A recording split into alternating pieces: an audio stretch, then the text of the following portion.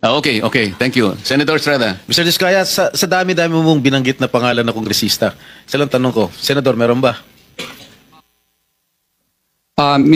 Your Honor, wala po. So, Sigurado ka? Safe ka na. Sigurado po. I resent that statement, Mr. Chair. I resent that Safe statement. ka na. Okay. Di ba? Safe na. Mr. Chair, I move that you strike off the record that Alam mo naman, biro lang naman yun eh. Wala yun, wala yun. Mr. Chair. So, Sabi ni Senator Marcoleta kahapon, ligtas ka na. Hindi po ito totoo.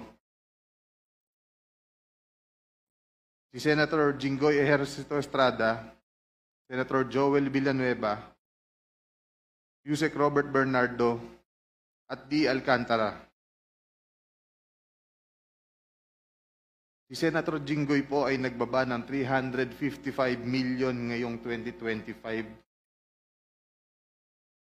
sa mga ilang projects sa Bulacan.